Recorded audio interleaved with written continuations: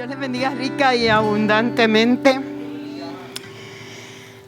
Como todos saben, los pastores no están hoy, pero están a través de internet. Ya me llamaron que nos iban a estar observando para que andemos, como dice la pastora, derechitos. Así que ellos van a estar desde la casa observándonos.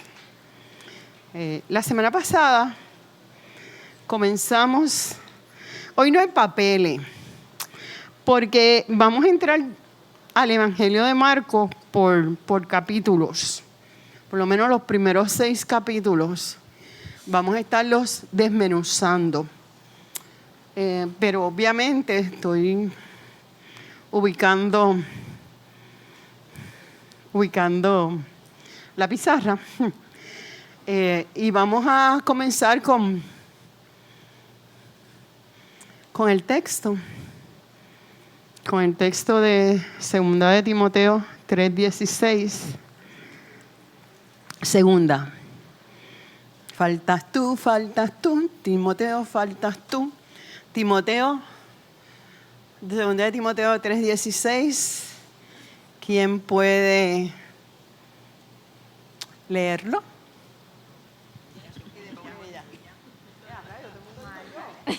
A veces pienso y dale. Segunda Timoteo 3:16. Toda la escritura es inspirada por Dios y útil para enseñar, para redarguir, para corregir y para instruir en justicia. Amén. Sí, bueno, pues ustedes las que le dijeron yo.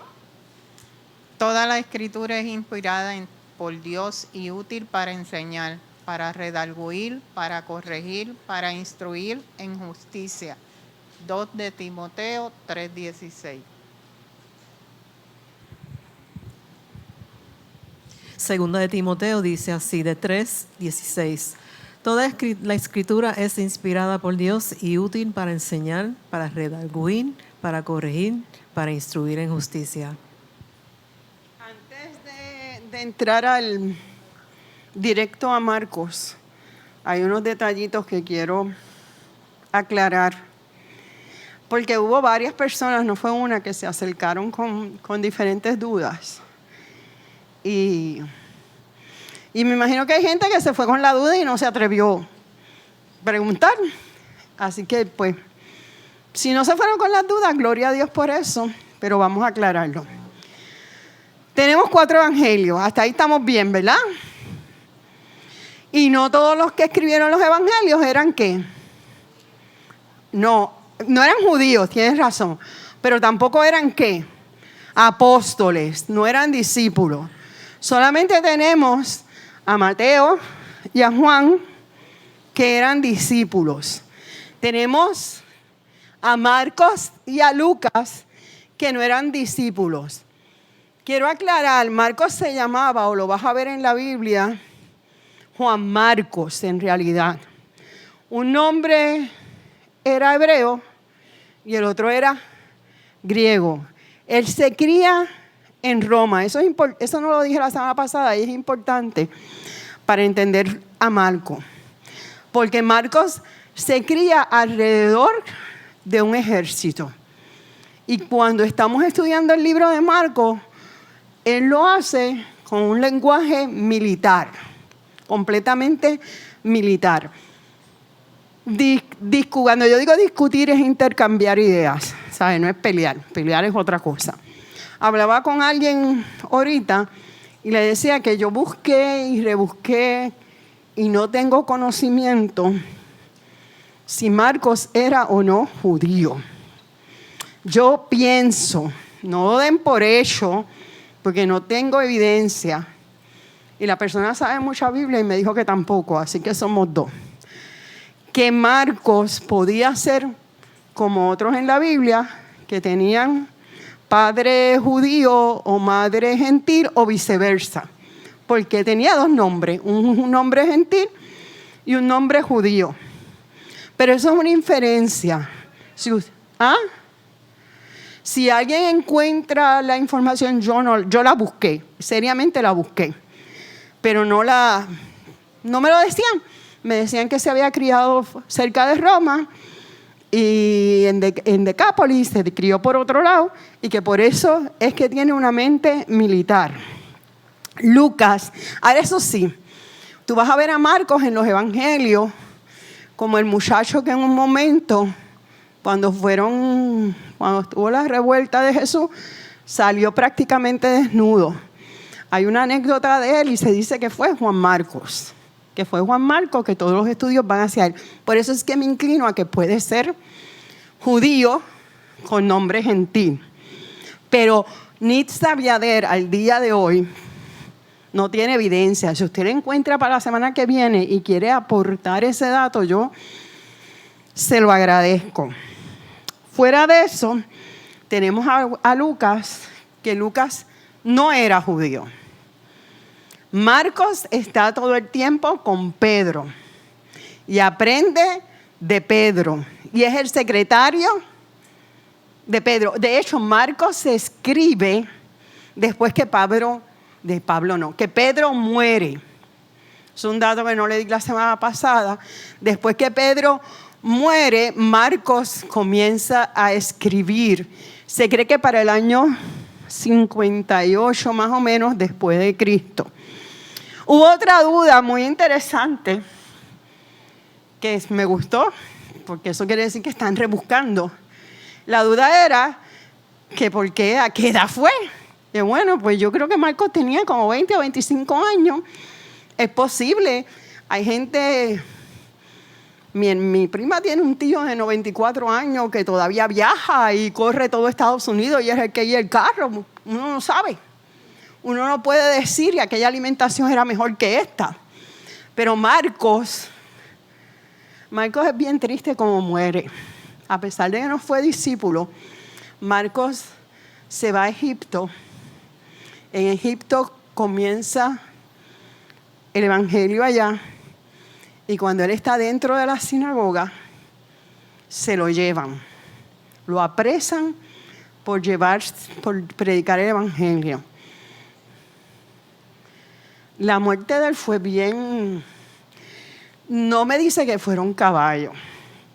Yo infiero, por lo que dicen las teorías, que no fueron caballos.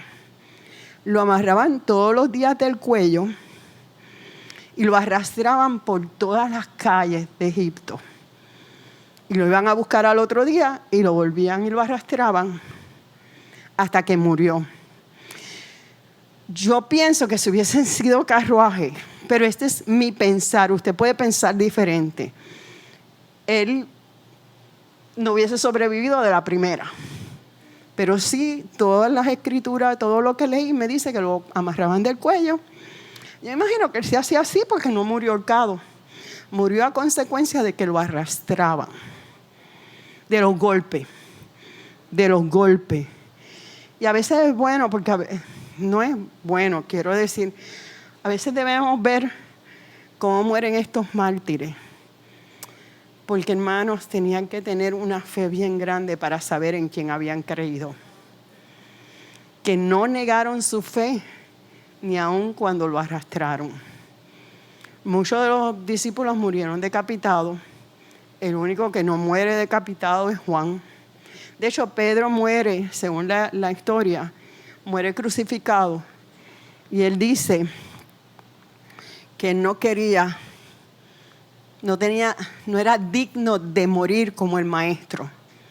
Y entonces lo matan en la cruz, pero invertido, con la cabeza hacia abajo.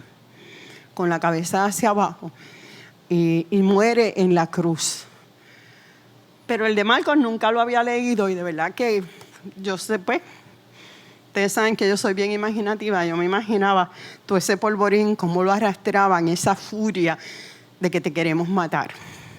Fíjate que a Juan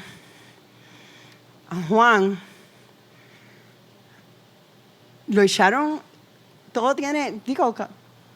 uno no entiende las cosas del Señor muchas veces, pero a Juan lo echaron en una olla de aceite hirviendo, dice la historia. Y no murió así. De ahí lo sacan vivo y va a Patmos y tiene la revelación del Apocalipsis. Y muere dice que de anciano, alrededor de los 100 y pico de años, y lo único que podía pronunciar, porque lo llevaban cargado a la sinagoga, era que decía que Dios era amor. O sea, hermoso, hermoso. Yo siempre no, hace unos años para acá, lo importante no es morir. Lo importante es quién te va a esperar después que tú mueras. Y ellos tenían bien claro que su ciudadanía no era terrenal, que su ciudadanía era en los cielos. Y eso fue lo que los hizo permanecer en el Evangelio. Porque habían visto, hermanos, y unas cosas que mientras leía sobre Marcos me impactaba, es que muchos de ellos no le dieron énfasis a los milagros de Jesús. Y déjenme explicar. Ellos le daban énfasis al Evangelio de Jesús, a la salvación. De hecho, ellos creían que Cristo venía para esa época. Y es tan diferente a lo que nosotros pensamos hoy día del Evangelio. Porque vemos un Evangelio. No estoy diciendo que a consecuencia de creer tú no vas a ver milagros. Estoy diciendo que ellos no eran fanáticos de Jesús por los milagros. Ellos creían en el Evangelio de salvación y de que ellos iban a ir a una nueva Jerusalén. Que en este último mes se han muerto tanta gente que yo conozco. Y mi preocupación siempre es, ¿tendremos la visión que tenían los apóstoles? ¿Tendremos esa visión? Yo le decía a alguien los otros días, el domingo por la tarde, yo le decía, yo sé que enfrentarnos a la muerte no es fácil, porque crea inseguridad. No es que yo sea la más caracachimba, ni la más poderosa. Yo creo que la muerte es algo que, como no lo conocemos, todo lo desconocido causa ansiedad, miedo. Pero cuando depositamos toda nuestra ansiedad en Él y conocemos al Mesías como estos discípulos lo conocían, sabemos que vamos a abrir los ojos en otro lugar. Y que no es que voy a pasar por la puerta de la muerte, es para dónde yo voy cuando voy a pasar la puerta de la muerte. Es que estoy pensando en que alguien dijo que iba a ganar las elecciones dentro de unos años, no voy a decir nombre porque iban a haber más que jóvenes en Puerto Rico y lo que se nos están muriendo son los jóvenes. Yo no sé dónde vive, porque lo que se nos van todos los días en motoras y eso, son los jóvenes con accidentes graves o lo que sea. Pero estos evangelistas conocían a Jesús cara a cara y no le tenían temor a morir. No le tenían temor a morir porque entendieron que era una extensión. La vida miren, ustedes no van a pasar la puerta de la muerte. Y no estoy diciendo si Cristo viene no la van a pasar, eso es aparte. Porque van a alcanzar eternidad. No.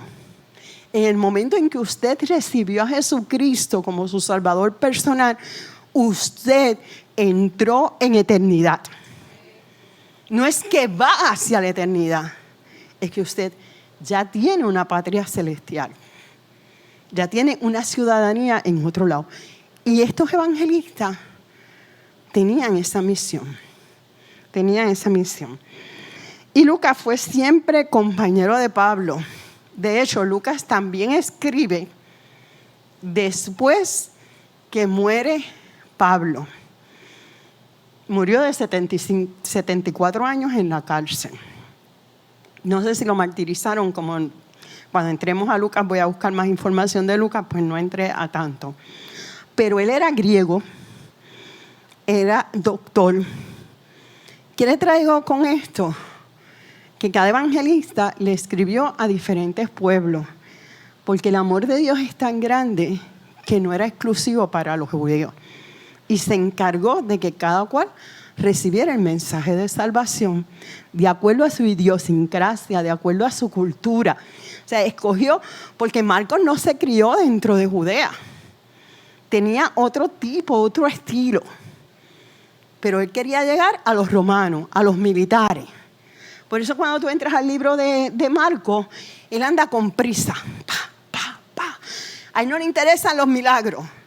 A él le interesa que sepan que ese era el Mesías. Y va a haber muchas cosas que ustedes no las van a ver en Marcos, que están en Mateo, porque a Marcos no le interesaba que el pueblo romano supiera cultura judía. Lo que le interesaba era que conocieran que el judío que había muerto por sus pecados. Y lo presenta, Marcos lo va a presentar todo el tiempo como el conquistador, el poderoso, el rey, el fuerte, el enérgico. Porque está hablándole al pueblo romano, que era el pueblo que estaba en autoridad en ese momento, que lo que conocía era lo militar. Tenemos que hablarle a la gente como ellos entiendan el evangelio. Eso no está aquí, pero otra duda que surgió, que en realidad me lo aclararon. Y yo le dije a la persona, yo lo toqué rápido porque mi intención no era profundizar en unas áreas de la historia, sino que tuvieran más que un brief, un bagaje. Pero es cierto. O sea, Mateo, Marcos, Lucas y Juan escriben después que ellos han evangelizado. Había gente que ya había escrito de Jesucristo. Habían personas que habían escrito de Jesucristo. Cuando ellos van a escribir, además de que el Espíritu Santo los ilumina, yo creo en eso, habían escritos ya. Y lo que se dice es que ellos fueron a esos escritos de la gente que bregó con los milagros, porque cuando empezaron a matar a los discípulos, cuando empezaron a matar y a perseguir, ellos decidieron escribir, el pueblo, el populacho, empezó a escribir de Jesucristo. Y esos documentos fueron los que muchos de ellos utilizaron para poder escribir los evangelios. Eso es lo que llamamos entre los documentos, lo que se llama documento Q, que yo se lo expliqué la semana pasada. Yo les dije que esos documentos no hay evidencia. Sigo en la misma posición. No hay evidencia si están o si no están. La persona me trajo que puede ser, porque tampoco sabe si es verdad o no, simplemente que todos sabemos que en Roma, en el Vaticano, hay documentos que están escondidos, que no han sido develados, que hay una gran probabilidad que esos documentos o esos pergaminos, esos rollos, acuérdense que nosotros tenemos la Biblia así, pero la Biblia no estaba así. La Biblia estaba en rollos y ellos la habían escondido dentro de jarrones para que no se perdieran esos documentos, no se dañaran, no se preservaran, y estaban muchas veces escritas en cuero o en pergamino. O sea, no es esta Biblia. Esto es un trabajo que la gente ha pasado hoy día. Y es muy probable que esos documentos estén en el Vaticano. Pero como yo no los he visto, no puedo asegurar que están, pero tampoco puedo asegurar que no están. Y ante la falta de evidencia, y ante donde la Biblia calla, uno calla. Lo que la historia, que voy lento para que me entienda, cuando la historia te da fundamento y te da prueba, pues ya eso es otra cosa. Mientras tanto son hipótesis que pueden ser ciertas. ¿Alguna otra duda?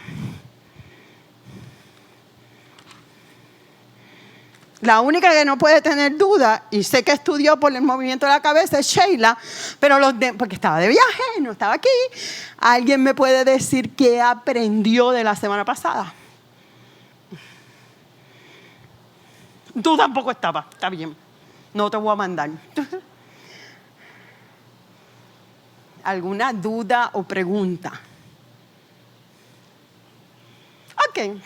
No se preocupen, no les voy a preguntar. Tienen el papel. Marcos es el primer libro que se escribe de los evangelios. Eso no se lo di la semana pasada. Por eso es que se dice, entre las teorías que hay, es que Mateo y Lucas van a Marcos a nutrirse de información. Y utilizan a Marcos de referencia. Pero el primero que se escribe es Marcos. ¿Algún otro comentario que no sea Nitza el que lo diga? ¿No? No. Ok.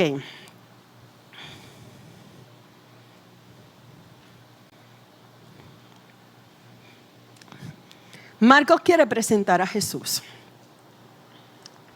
Los estoy dejando tranquilitos. Hay quien me habló, pero no está aquí, de la unión de...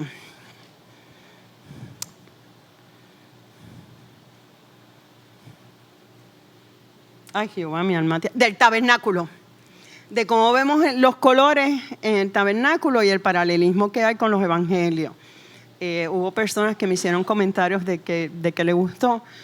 Y alguien me habló de las columnas, que tampoco la persona está aquí. Yo no entré a profundidad con el tabernáculo porque no es un estudio del tabernáculo. Pero sí el evangelio, los evangelios, si usted estudia por su cuenta el tabernáculo, ustedes van a ver los evangelios en diferentes áreas del tabernáculo. Yo sé que es material un poquito. Vamos un momentito a Mateo 16. Okay. Del 13 al 15, quien me lo lee, lo tengo en la...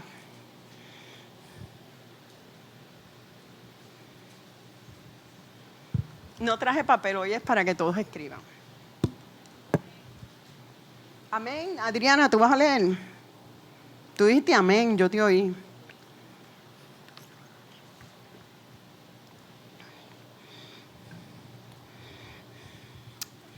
Mateo 16, 13 hasta el 15. Okay.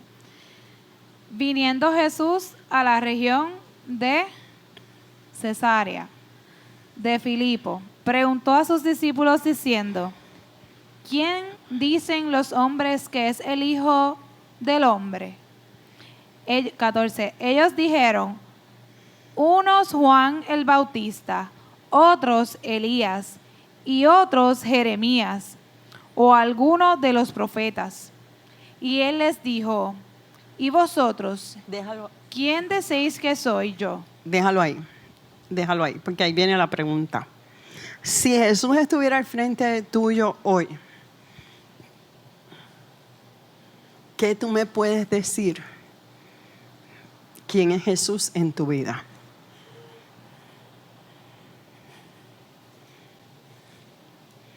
Y aquí tienen que hablar. ¿Quién es Jesús? No me vengan con que es el Hijo de Dios y no, porque ya sobre esta piedra edificaré mi iglesia, bla, bla, bla, bla.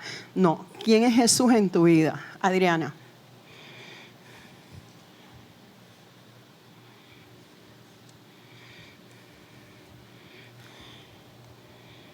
Bueno, Jesús como tal, lo siento como mi mejor amigo, como una persona que puede ir en cualquier momento y hablarle como tú quieras. Pero también obviamente como él sigue siendo los tres personas, pues la figura que más he acudido a Dios o quien ha sido Dios en mi vida es el Padre. La figura de Padre, porque pues yo me crié sin papá y cuando entendí quién era Dios como Padre y cómo nos protege y cómo nos cuida, ha sido de las figuras de Jesús o de Dios que más me ha llenado. Amén. Amén. ¿Quién es Jesús en tu vida? Polo. Dios bendiga. Yo creo que eso es mi todo. Yo creo que lo que me faltaba tener, pues al llegar a Él es el todo. Creo que no hay nada más que que podamos pedir. Cuando Él entra en uno, ¿no? Pues ya tenemos todo. Y eso para mí es mi todo. Amén. ¿Quién es Jesús en tu vida? Él es la fuente de vida y como fuente de vida pues tengo que estar enchufado a Él todo el tiempo para poder estar vivo, si no estaría muerto. ¿Alguien más? Sheila.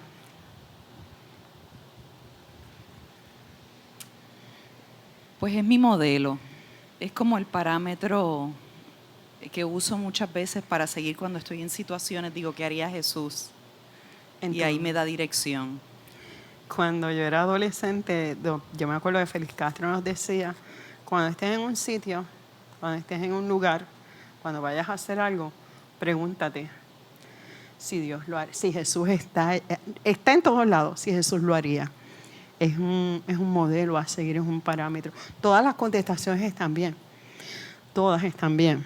¿Alguien más que quiera decir quién es Jesús en su vida? ¿Quién dijo yo? Ahí viene tu esposito.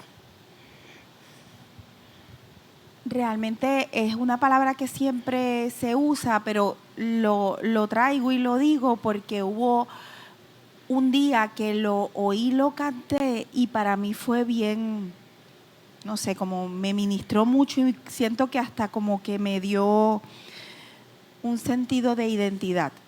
Y fue el día que realmente lo vi como mi libertador y mi salvador. Amén. Fue una palabra que a mí fue un día que lo dije y fue como que algo brilló en mí que me dio un sentido de identidad. Mi Amén. Salvador y mi libertador. Amén. Esto es voluntario porque uno más. ¿Tú quieres, Paleo? Dijiste que tú querías, Paleo. Pues estás murmurando entre dientes porque quieres. Está loco ahí, ¿por qué decirlo? Yo lo veo como mi rescatista, porque me siento como cuando él vino a mi vida era como un momento donde yo estaba, a pesar de que lo conocí de pequeño, me alejé y era como el estar en una pendiente agarrado de una sola mano y donde esta persona me rescató de caer en el precipicio que era el mundo donde estaba viviendo. Y así él es mi rescatista, el que me rescató en los momentos donde estaba al borde de morir. Dios en mi vida ha sido muchas cosas, pero recuerdo que en un momento dado de mi vida me dijo, yo soy tu esposa. Yo soy tu esposa.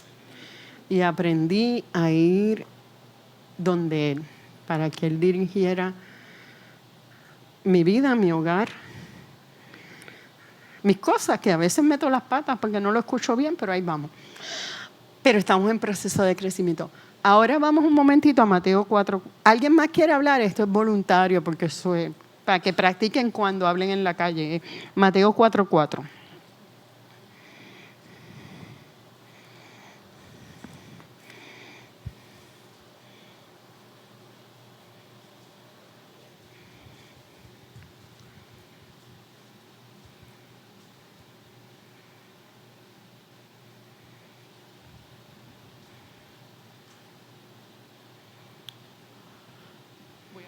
Porque si no puede ser que explote. Ajá. Él es mi papá, es mi amigo, es mi hermano y es el que me ama con amor eterno. No importa en la situación que yo esté o cómo me sienta, Él nunca va a dejar de amarme y eso yo lo sé. Amén. Amén. Amén. Antes de leer el texto, ¿alguien más? ¿Quién quiere leer el texto?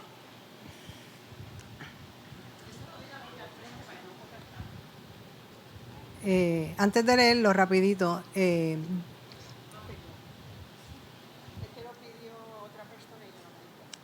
vale.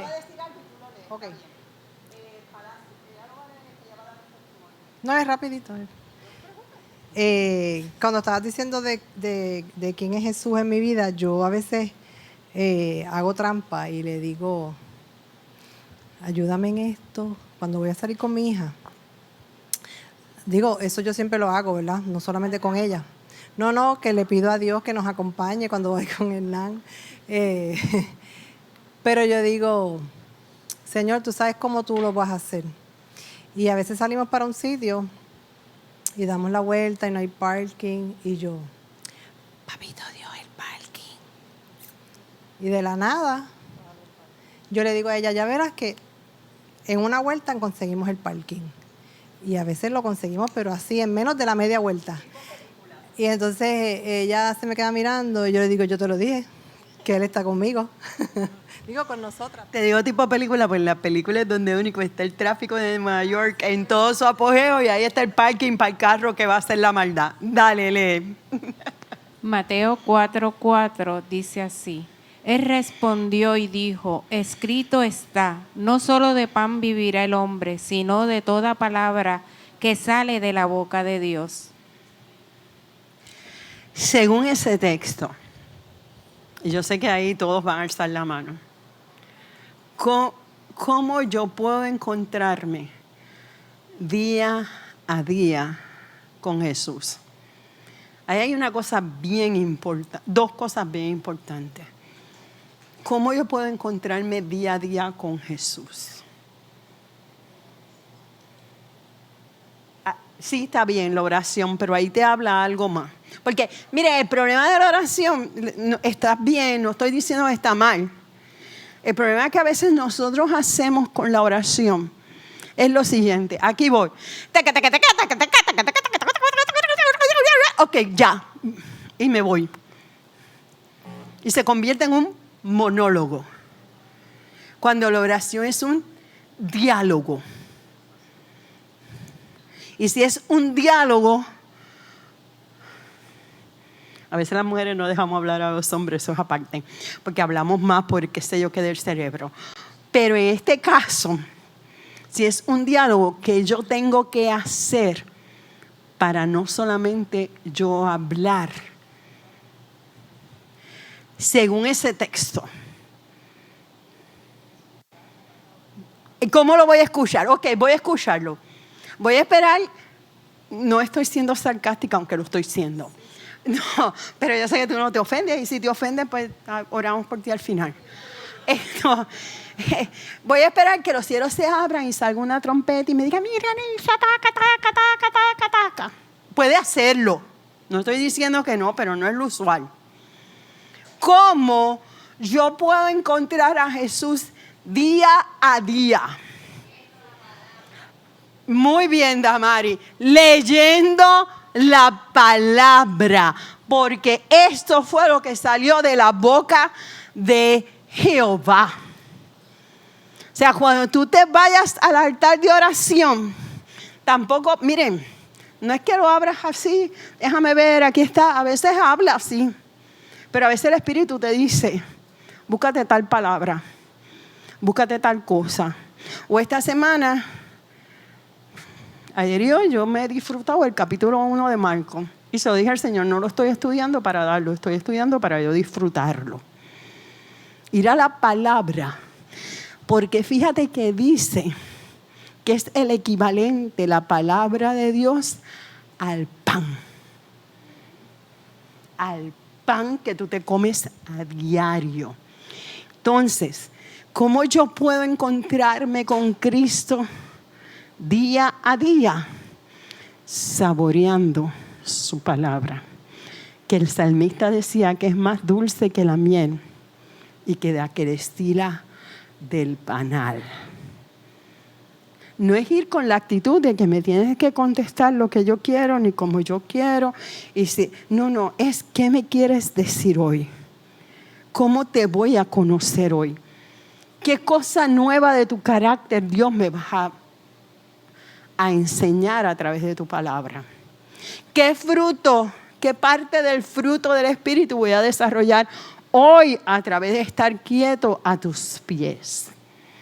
Y ese momento de quietud nos los están robando. El tiempo, el revolú del día, los afanes, los huevos a la docena 18 pesos, la economía, las preocupaciones, nos los está robando. Y a veces hay que hacer un estate quieto y ir a la presencia del Señor y decir, ¿qué me quieres decir hoy? A través de tu palabra. puede hablarte, no estoy en desacuerdo, puede hablarte hasta a través de un himno. Mis estudiantes me dijeron una vez, maestra, usted siempre dice, yo no me di cuenta hasta que ellos no me lo dijeron, que los himnos son oraciones cantadas, que cuando tú adoras, estás orando doblemente, porque estás cantando, por eso hay que tener cuidado con lo que cantamos. ¿Qué te traigo? Que Marcos lo que quería era mostrarnos a este Jesús, a los romanos a este Jesús, a este maestro, a este nazareno, porque no es lo mismo, como yo les decía la semana pasada, yo ir por el campo y que se me apague la luz del carro y ver cómo Dios obra. De hecho, fue un fusible. Me fui para casa y nunca les dije que al otro día le pusimos el fusible y se arregló. No era que el carro estaba completamente dañado. No es lo mismo yo experimentarlo que tú experimentarlo. Por eso empecé, ¿qué significa Jesús en tu vida? Porque si te diste cuenta, en cada uno de nosotros significó algo diferente de acuerdo a cómo Él nos encontró en el camino. ¿Cómo fue? Según las experiencias vividas y el momento en que te encontró. El momento en que te encontró, porque tu situación, aunque fuera parecida a la mía, no es igual. Digo, ustedes no saben la mía, yo no sé la de ustedes, estamos a mano, pero vamos a ponerlo. Como siempre les he dicho, cada uno tiene una experiencia diferente. Ahora, vamos a Marcos 1, del 1 al 3.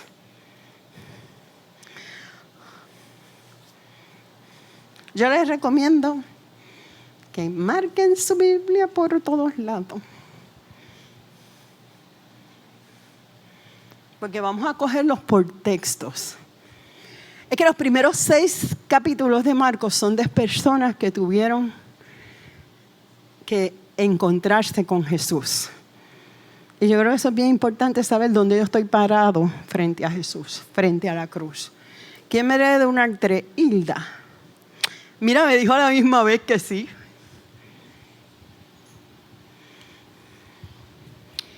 Principio del Evangelio de Jesucristo, Hijo de Dios, como está escrito en Isaías el profeta.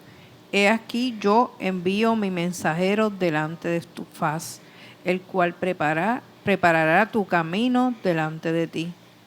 Voz del que clama en el desierto, preparad el camino del Señor, enderezad sus sendas. En ese verso 1, ¿a quién? Son preguntas fáciles para que me las conteste todo el mundo y no se peleen. ¿A quién se refería Marcos? A Jesús. A Jesús, al personaje de Jesús.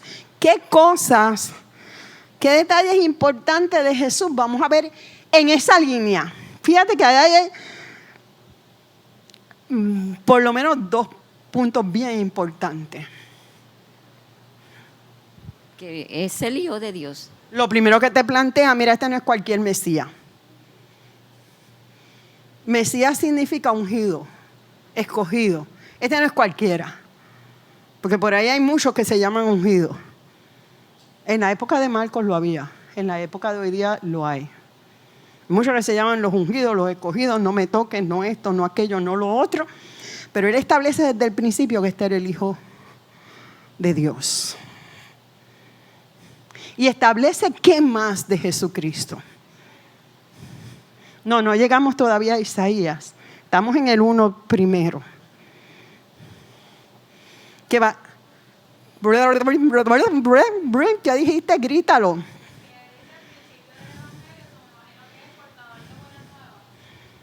Ahora dilo por el micrófono. Okay. Que como dice el principio del Evangelio de Jesucristo, pues imagino que pues lo define como portador de buenas nuevas. Aquí es que comienzan las buenas nuevas. Con Él es que comienzan las buenas nuevas.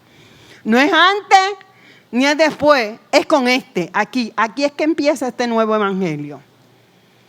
Buenas nuevas de salvación. Olvídate ya de lo viejo, olvídate ya de lo pasado, olvídate de los sacrificios, olvídate de lo demás. Este no es cualquiera. Este no es cualquier peñicueñoco. Este es el Mesías. Y va con prisa porque él necesitaba que los romanos supieran que este era el Mesías. Probablemente Marcos sabía que en cualquier momento se habían... Miren, hermanos, ellos vivían una vida que en cualquier... Están como los inmigrantes en Puerto Rico, que están escondidos porque en cualquier momento se los llevan.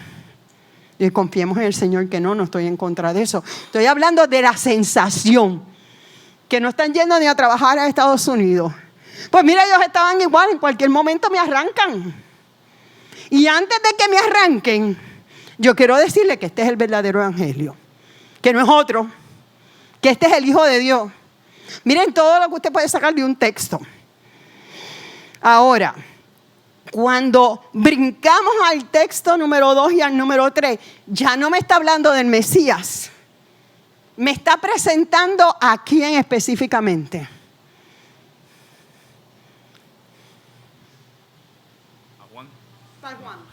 Juan Bautista. Juan el Bautista. ¿Qué sabe usted de Juan el Bautista? Sí, ya lo dijo a tu boca, pero era primo de Jesús. No hable hasta que no te den el micrófono. Porque bendito, hoy lo tengo al solo. ¿Qué más sabemos de Juan el Bautista antes de predicar ahí? ¿Sí? ¿Saben? Eso es lo que quiero, que saquemos lo que sabemos, aunque sea... Pero antes de preparar el camino, ¿cómo fue el nacimiento de Juan el Bautista? Vámonos a Navidades. ¿Qué pasó? Fue un nacimiento milagroso. Un nacimiento milagroso. Elizabeth y Zacarías eran sus padres. Miren, el milagro del nacimiento de Zacarías, yo lo repasaba en mi mente, o no lo iba a tocar, pero ese nacimiento fue algo espectacular. Y usted dirá, pero es que el sacerdote iba una sola vez al año al templo. Después que él ministraba, no le tocaba más. No le tocaba más. Y la única vez que Zacarías fue a ministrar, se le apareció el ángel Gabriel.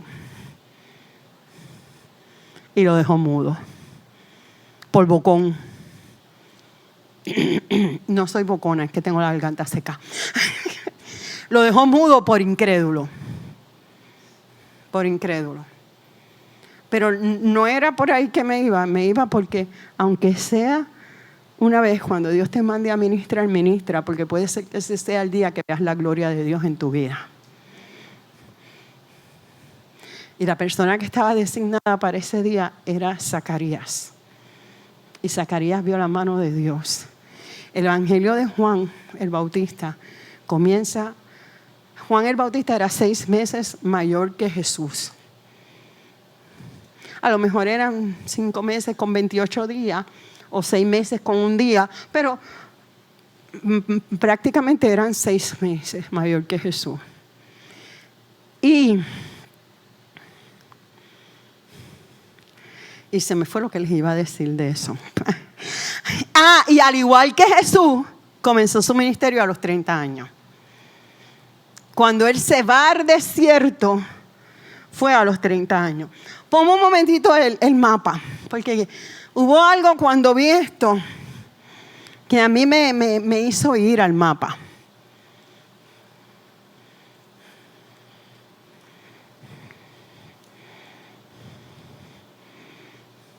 A ver si se ve. Ok, déjame irme por el lado de acá, perdón. Este es el río Jordán. Empieza acá y termina en el Mar Muerto. Este es el río Jordán. Estas áreas son desérticas. Casi todo Jerusalén era desierto, pero el río cruzaba por todo el lado. A mí me llamó la atención porque yo decía, si Juan estaba en el desierto, ¿cómo bautizó a Jesús en el Jordán? sea, eso a mí me causó un choque. No, porque era que caminó hasta el Jordán. Y lo que me llevó fue a un paralelismo espiritual.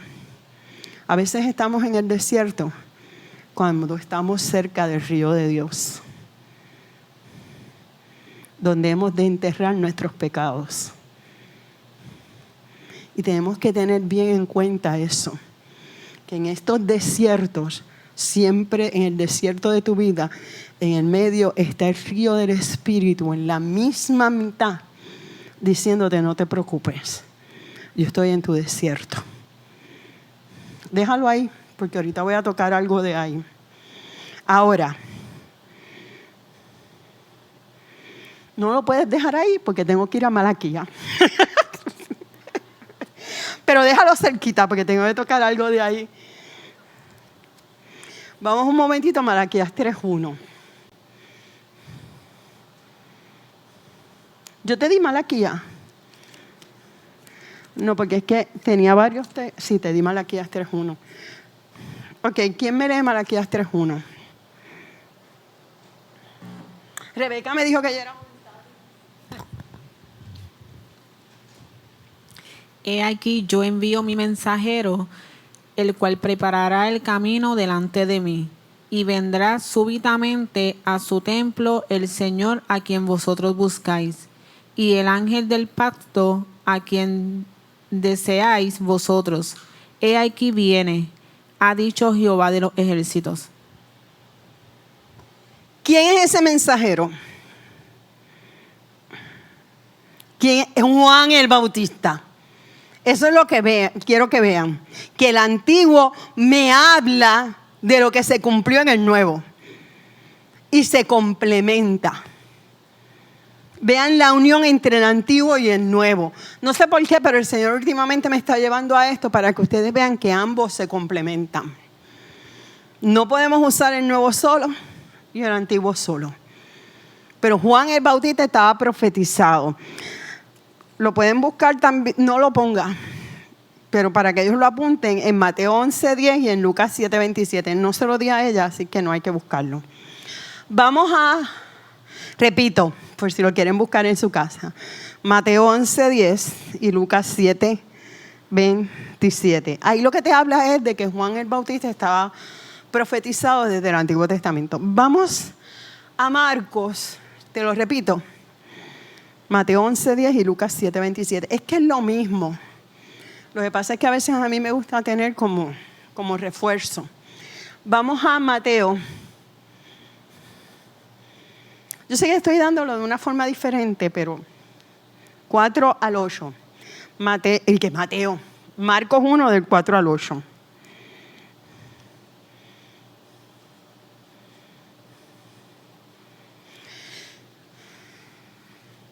Gabriela 2, ¿tú lees?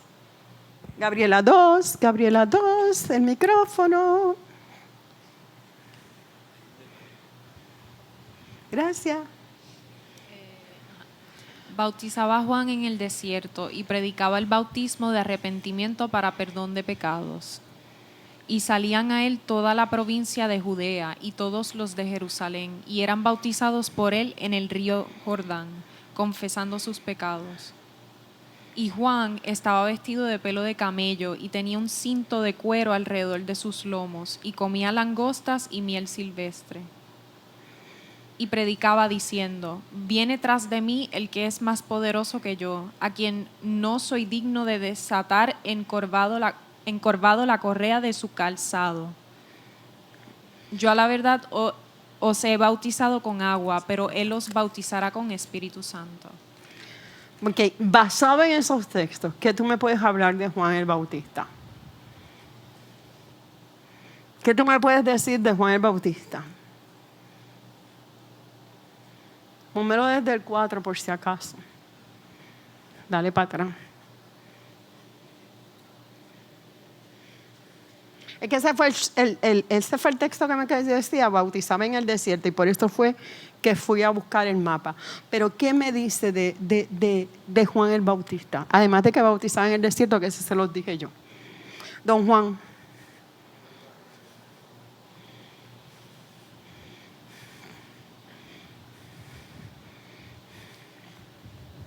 que predicaba el bautismo de arrepentimiento para el perdón de los pecados.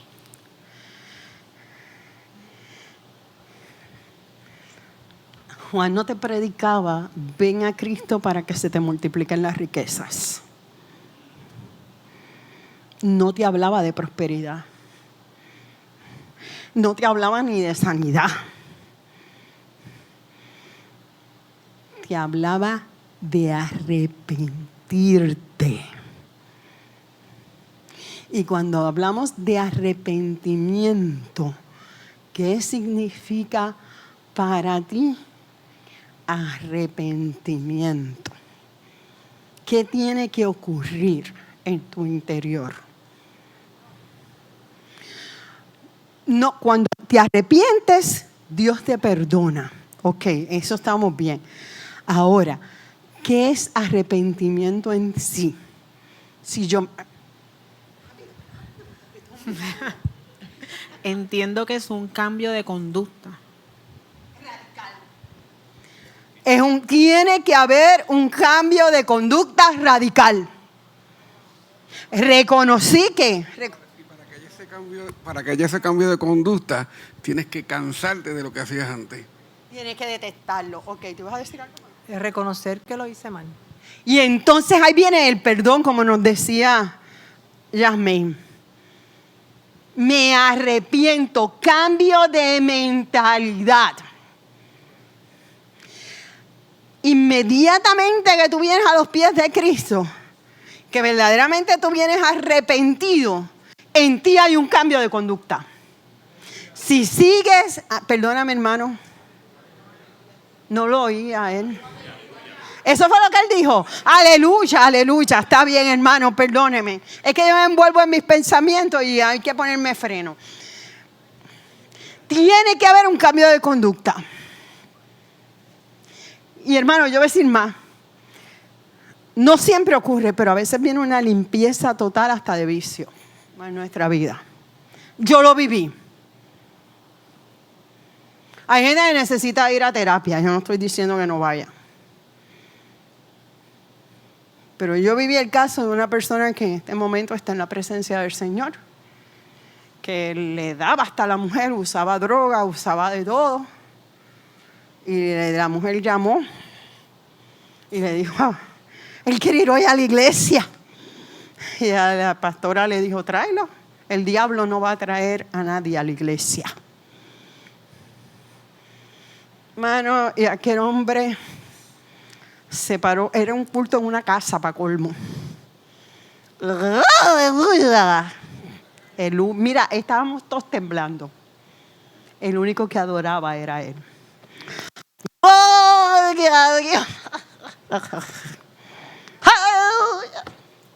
Yo no sé lo que tenía.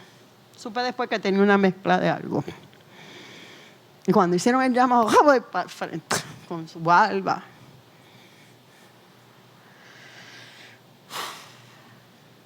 Eso fue viernes en la noche. Aceptó al Señor. Cuando llegó domingo a la iglesia, era otro. Hubo un cambio de conducta. Hay gente que necesita tratamiento, yo no estoy diciendo que no, pero yo no limito el poder del Espíritu Santo en una vida. Después él iba conmigo, después íbamos juntos a evangelizar. Que después yo peleaba con la mujer, le decía, porque entonces ella no quería que él fuera tanto a la iglesia. Y yo, pero si cuando estaba en el punto no peleaba, muchacha. A veces nosotros somos los que limitamos el poder de Dios. Murió en Cristo. Duró como 15 años más, predicando el arrepentimiento de nuestros pecados. No se llamaba Juan, se llamaba Héctor. Pero era, de hecho, un día yo llamé a la esposa y le dije, después de muerto tu marido estaba predicando conmigo. Y me dijo, ¿cómo va a ser? Por poco me reprendí y me dije, no, porque las Biblias de él que me regalaste, llegó una persona a casa que no tenía Biblia y yo se las regalé a la persona. Y ahora esa Biblia le está ministrando a esta persona. Las obras nos siguen aún después de nuestra muerte. Pero tiene que haber un cambio de conducta. Tiene que haber un cambio de mentalidad. tiene que ver que si yo no puedo solo, yo voy a buscar ayuda. Porque yo quiero cambiar para agradar a Dios. El caso de él, yo entiendo que Dios le limpió la sangre y que sé yo qué. Hay casos así milagrosos, yo creo en eso. Aquí pasó una vez.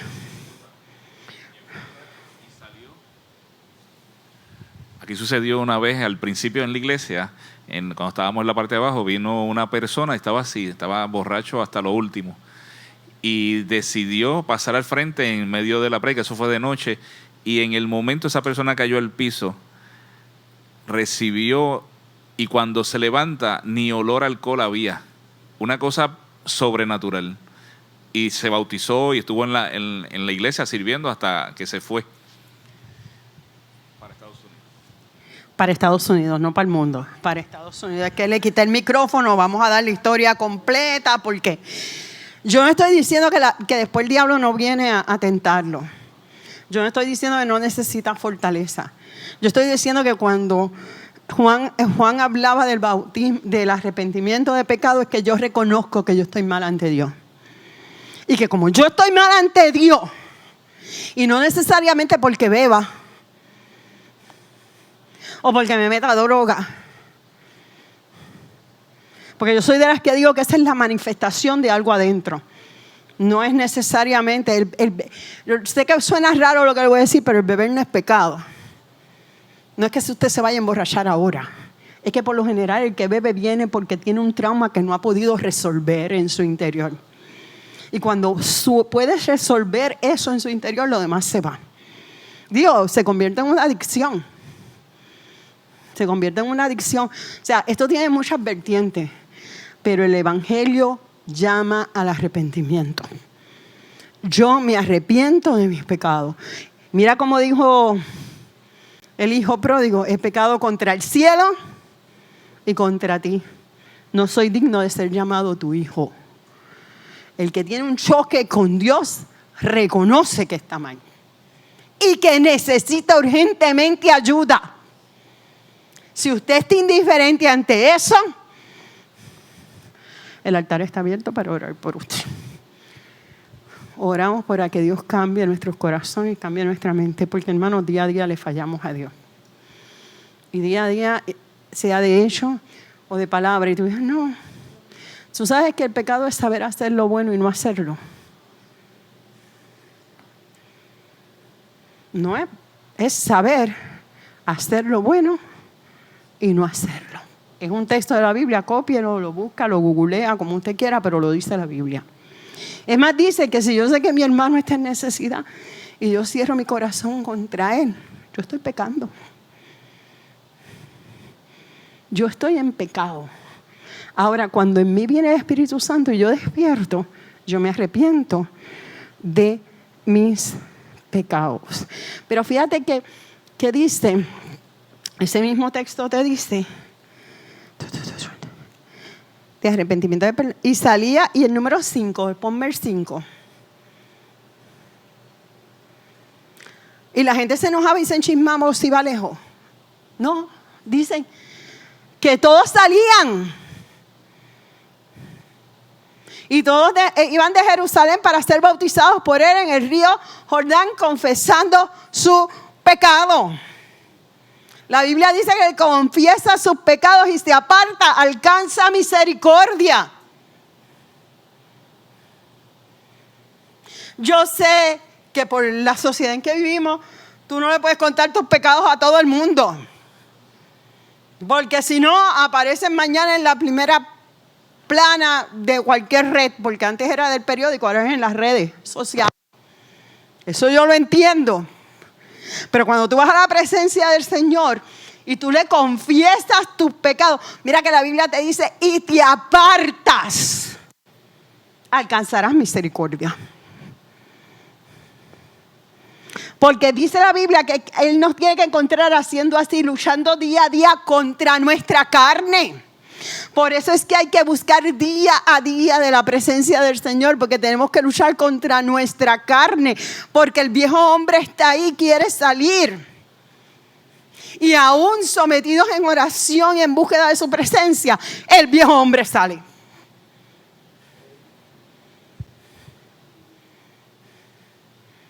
Yo no sé cómo la gente puede resistir sin tener a Cristo. No sé. Porque llueve para justos e injustos, el sol sale para justos e injustos. Y la prueba tuya y la prueba mía le da a los justos y a los injustos. Y mis pruebas, yo a veces le digo, Señor, ¿cómo la gente puede sin tenerte a ti? Ahora yo alcanzo misericordia confesándole mis pecados. Confesándole mis pecados. Ahora, ya estoy viendo que me dé tiempo por lo menos hasta entender lo que es el bautismo. Ok, ¿qué significa? Ahí el bautismo significaba que yo iba a recibir el perdón de mis pecados. Vamos al verso 7, por favor. A ver si es el que yo quiero. Dame el 8. ¿Qué me está diciendo ahí? Ahí hay dos bautismos. El del agua y el de qué? Y el del Espíritu Santo. ¿Podía Juan, cuidado al contestar, en ese momento, podía Juan bautizar y que se recibiera el Espíritu Santo? Cuidado. ¿Quién dijo que no? Don Juan. No. Mira que él está desesperado por contestar también. Yasmín dijo que no y don Juan quiere hablar. Sí, pero coja el micrófono, por favor. Es que estoy acelerado. Ok. Te he envuelto como yo. Lo voy a leer completo, dice Marcos 1:8. Yo a la verdad, yo Juan, a la verdad les digo, les he bautizado con agua, pero Él, o sea Jesús, les bautizará con Espíritu Santo, y en otras palabras dice fuego, pero en esta dice Espíritu Ok, Santo. Espíritu Santo, ok. No, quédese con el micrófono, porque le voy a hacer una pregunta. Él es Jesús, sí, pero en ese momento, ¿podía ser bautizado alguien con el Espíritu Santo?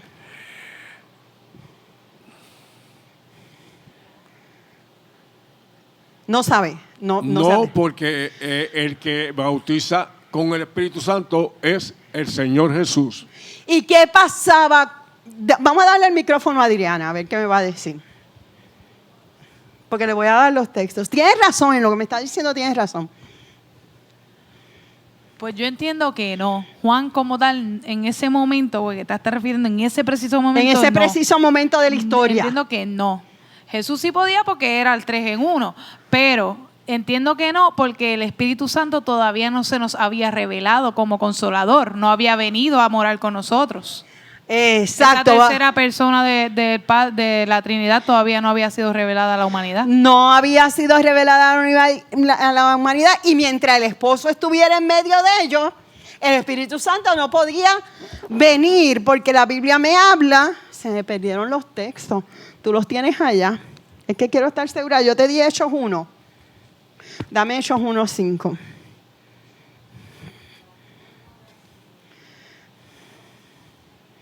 ¿Qué pasa ahí? Vamos a ver quién me lo lee.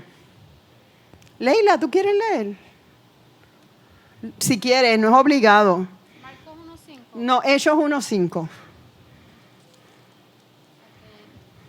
Porque Juan ciertamente bautizó con agua, mas vosotros seréis bautizados con el Espíritu Santo dentro de no muchos días. Había que esperar a que Jesucristo fuera. Ahí es que está hablando de Jesús. Y le dice, váyanse a Jerusalén, esperen, porque allí va a descender el Espíritu Santo. Porque yo voy a enviar el Espíritu Santo. De hecho, en Juan te dice, mas yo os daré otro consolador. Porque Él era consolador. Y Él estaba en medio del pueblo. Lo que pasa es que yo te di Juan 14:26. Pues está bien, porque es que no quiero dar todos los textos, está bien. Pueden apuntar Juan 14:26 y Juan 14:16. Dame Juan 14, 16 si puede.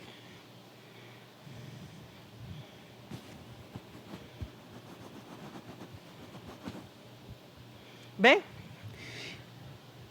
Y con este vamos terminando. Y yo os rogaré al Padre. ¿Quién es yo ahí?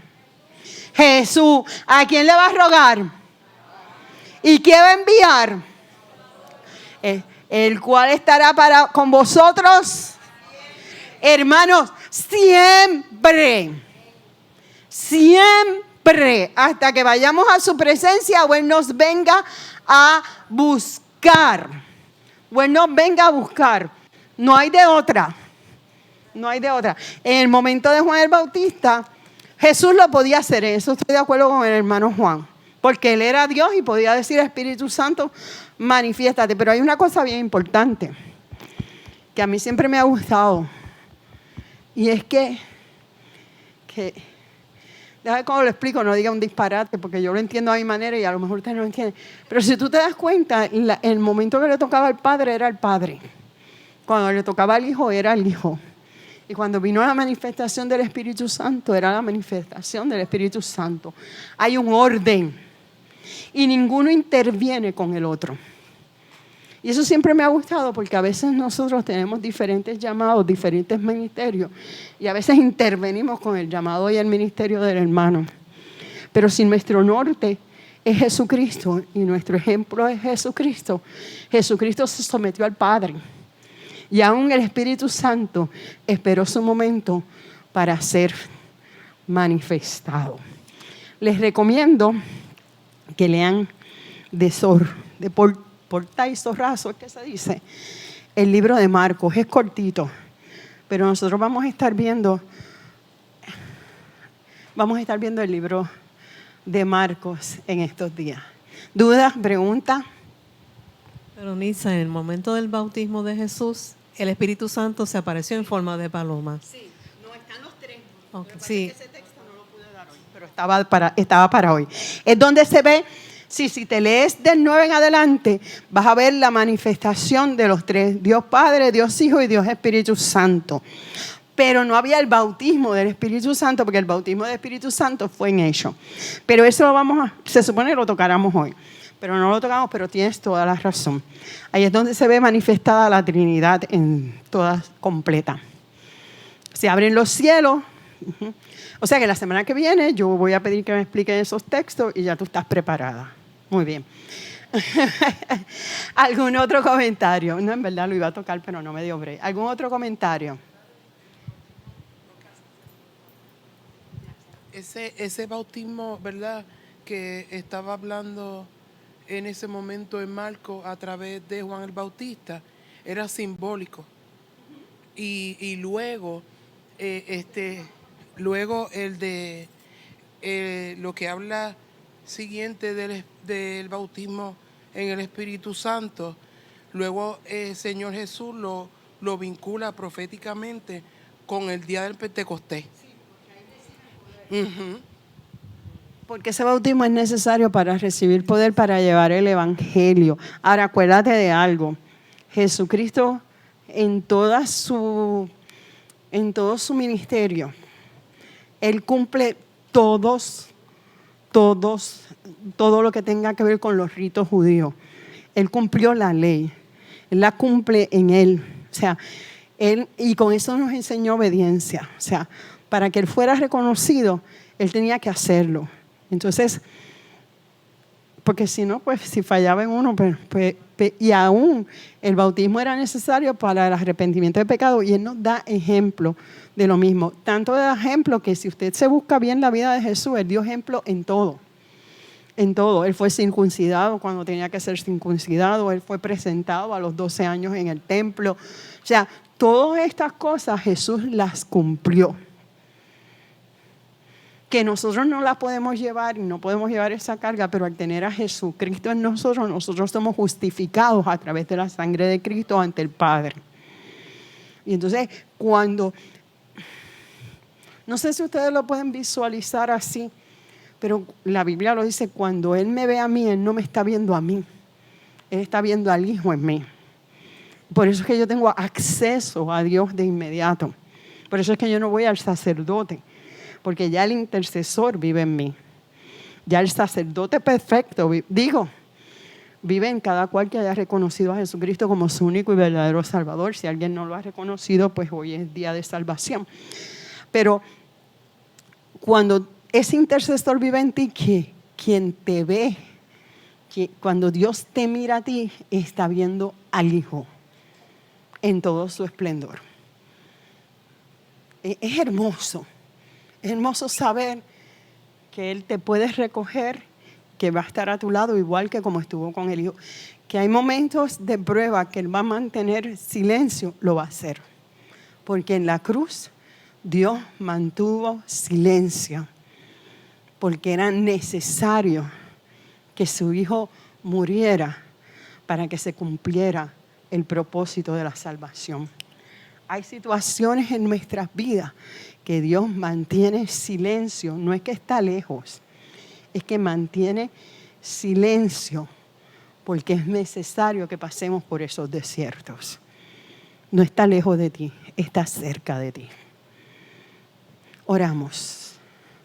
Y con esto nos despedimos de internet. Gracias por estar con nosotros.